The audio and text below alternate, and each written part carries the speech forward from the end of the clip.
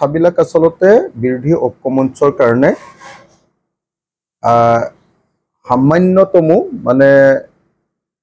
মানে পজিটিভ বা ইতিবাচক কথা নহয়। আপোনালোকে নিজে দেখিছে যে আমি ৰাইজৰ দলে বিৰোধী ঐক্যমঞ্চটো অতি সোনকালে বনাবৰ কাৰণে আৰু তাত সকলো বিৰোধী দলে যাতে ঐক্যবদ্ধভাৱে 2026ত আমি বিজেপিক পৰাভূত কৰিব পাৰোঁ তাৰ কাৰণে একলগ হ'বৰ কাৰণে আমি আপ্ৰাণ চেষ্টা কৰিছোঁ। আপোনাৰ ভাষাৰে এইটো আপ্ৰাণ চেষ্টা কৰিছোঁ, আন্তৰিকতাৰে চেষ্টা কৰিছোঁ। আমাৰ উদ্দেশ্যটো হ'ল জাতীয় স্বাৰ্থ, অসমৰ স্বাৰ্থ, অসমৰ মানুহৰ স্বাৰ্থ। কিন্তু আপোনালোকে নিজেই দেখিছে যে কংগ্ৰেছে কেৱল নিজৰ দলৰ স্বাৰ্থৰ কথা কৈ আছে, অকল নিজৰ দলৰ স্বাৰ্থৰ কথা কৈ আছে। তেওঁলোকে কেৱল কৈ থাকে যে কংগ্ৰেছ দলক শক্তিশালী কৰিব লাগে, কংগ্ৰেছ দলক অসমৰ প্ৰত্যেকটো সমষ্টিতে শক্তিশালী কৰিব লাগে, কেৱল কংগ্ৰেছ দলৰ শক্তি বঢ়াব লাগে, বাকীবিলাকৰ গুৰুত্বটো তেওঁলোকে কেতিয়াও স্বীকাৰ নকৰে। আৰু প্ৰতিটো দিনতে আমি দেখিছোঁ যে যিমানেই আমি চেষ্টা কৰিছোঁ ৰাইজৰ দলে যে বিৰোধী ঐক্যমঞ্চ হওক আৰু যিমান পাৰি সোনকালে হওক, প্ৰতিটো দিনই কেতিয়াবা দেৱব্ৰত শইকীয়া বা কেতিয়াবা আপোনাৰ গৌৰৱ গগৈ ডাঙৰীয়া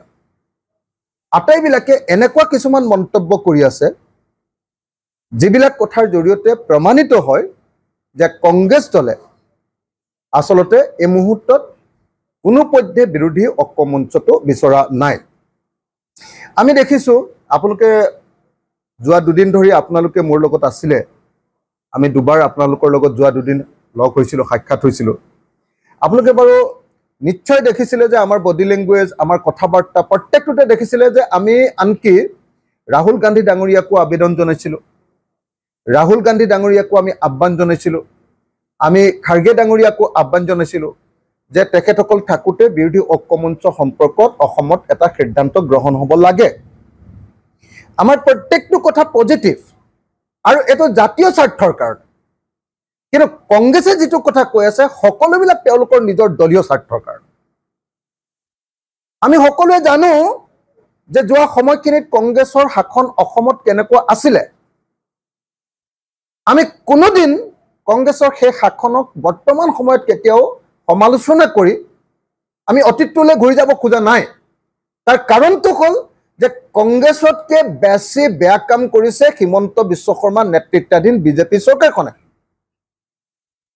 অসমৰ মানুহৰ গোটেই ছ'চিয়েল ফেব্ৰিকটো, সামাজিক গাঁথনিটো ভাঙি পেলাব খুজিছে ধৰ্ম আৰু জাত পাতৰ ভিত্তিত। সাম্প্ৰদায়িকতাৰ ভিত্তিত এই বিজেপি চৰকাৰখনে অসমক সম্পূৰ্ণৰূপে থানবান কৰি 2026টোৰ কাৰণে কেৱল আৰু কেৱল নিৰ্বাচনত জয়ী হোৱাৰ কাৰণে বিজেপি দলে অসমৰ গোটেই সামাজিক গাঁথনিটো, মানুহৰ মাজত মানুহৰ সংহতি, এই আটাইবিলাক ধ্বংস কৰি শেষ কৰি পেলাব খুজিছে। হিন্দু মুছলমানৰ কাজিয়া, জাতি আৰু জাতিৰ মাজত কাজিয়া, প্ৰত্যেকটো সময়তে এই কাজিয়াৰ জৰিয়তে অসমৰ জনগাঁথনিটো সম্পূৰ্ণৰূপে তেওঁলোকে এনেকুৱা এটা পৰ্যায়লৈ লৈ যাব খুজিছে য'ত আৰু আমাৰ জাতি গঠন প্ৰক্ৰিয়াটো অহা 50 বছৰ বা 100 বছৰলৈকে ব্যাহত হৈ পৰিব। সেইকাৰণে আমি ভাবিছিলোঁ যে নহয়, আমি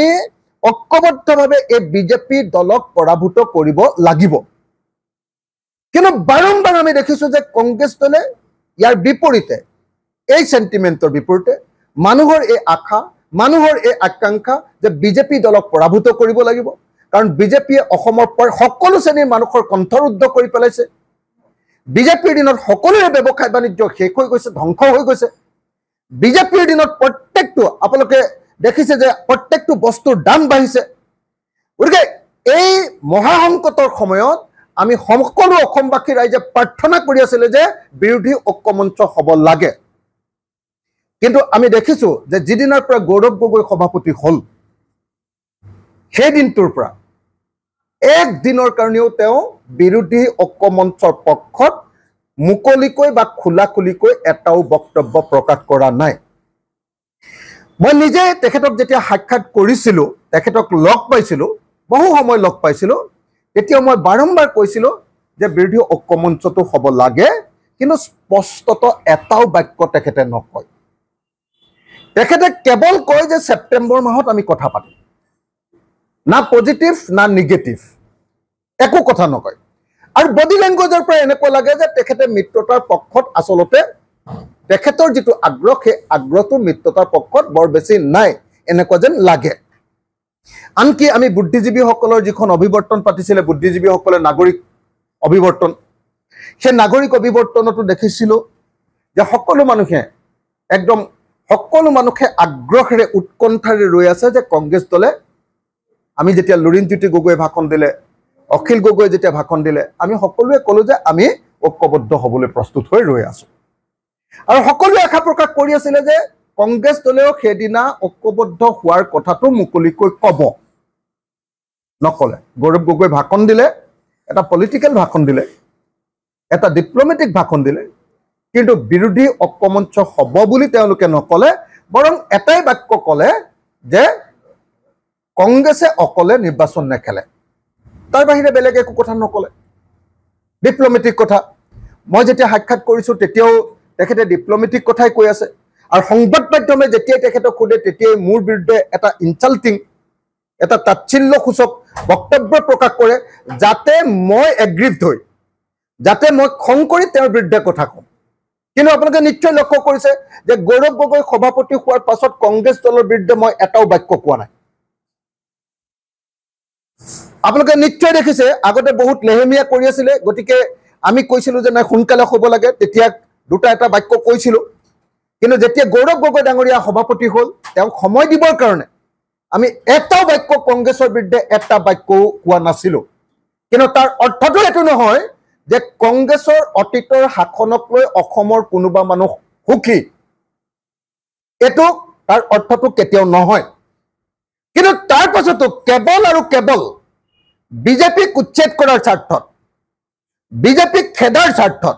বিজেপিৰ পৰা অসমৰ মানুহক পৰিত্ৰাণ দিয়াৰ স্বাৰ্থত অসমৰ প্ৰত্যেকটো দল আজি মই আপোনালোকক ক'ব পাৰো চিপিআই দল চিপিএম দল চিপিআইএমএল দল এপি আপোনাৰ কাৰ্বি পাহাৰৰ যেটো আমাৰ জন চিংটি কাঠাৰৰ এপিএইচএলচি হেতু দল অসম জাতীয় পৰিষদ ৰাইজৰ দল প্ৰত্যেকটো ৰাজনৈতিক দলে মুকলি মুৰিয়াকে বিৰোধী ঐক্যমঞ্চ কৰিবৰ কাৰণে হাজু হৈ ৰৈ আছে আৰু কংগ্ৰেছ দলে আমাৰ ধৈৰ্য পৰীক্ষা চাবৰ কাৰণে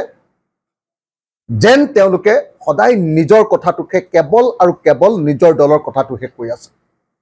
আজিৰ দিনটোতো মই গৌৰৱ গগৈ সম্পৰ্কে ব্যক্তিগত কোনো মন্তব্য প্ৰকাশ কৰিব খোজা নাই তেখেতে ব্যক্তিগত মন্তব্য প্ৰকাশ কৰি মোক এতিয়ালৈকে কেইবাবাৰো ব্যক্তিগত আক্ৰমণ কৰিছে তেখেত সভাপতি হোৱাৰ পাছত মই এটা বাক্য ব্যক্তিগত আক্ৰমণ তেখেতক কৰা নাই বিহালীৰ নিৰ্বাচনৰ সময়ত তেখেত সম্পৰ্কে দুটামান বাক্য কৈছিল কাৰণ তেতিয়া বিহালীৰ নিৰ্বাচনত উপ নিৰ্বাচনত তেখেতে নিজে ইনিচিয়েটিভ লৈ আমাৰ বিৰোধী ঐক্যমঞ্চটো ভাঙি দিছিল গৌৰৱ গগৈ সেইকাৰণে তেখেত সম্পৰ্কে কেইটামান ক্ৰিটিকেল বাক্য কৈছিল তাৰ পাছত এটা বাক্য কংগ্ৰেছৰ বিৰুদ্ধে বা গৌৰৱ গগৈৰ বিৰুদ্ধে কোৱা নাই কেৱল আৰু কেৱল অসমৰ স্বাৰ্থত অসমীয়া মানুহৰ স্বাৰ্থত অসমৰ জনগণৰ স্বাৰ্থত অসমীয়া জাতি অসম ৰাজ্য আৰু অসমৰ জনগণৰ স্বাৰ্থত কিন্তু দুৰ্ভাগ্যজনকভাৱে কংগ্ৰেছে আমাক উচতনি দি আছে দুৰ্ভাগ্যজনকভাৱে গৌৰৱ গগৈ আমাক উচতনি দি আছে মই জানো যে গৌৰৱ গগৈ বাহিৰে প্ৰায় আটাইবিলাক মানুহে এই সময়ত বিৰোধী ঐক্যমঞ্চৰ কাৰণে কংগ্ৰেছ দলৰ আটাইবিলাক নেতৃত্ব ঐক্যবদ্ধ যে বিৰোধী ঐক্যমঞ্চ লাগে কিন্তু কিবা এটা ৰহস্যজনক কাৰণত গৌৰৱ গগৈ ডাঙৰীয়াই এই বিৰোধী ঐক্যমঞ্চটোৰ ক্ষেত্ৰত পিছুৱাই গৈ আছে আৰু কেৱল তেখেতে অকলে আমি ক'বলৈ বেয়া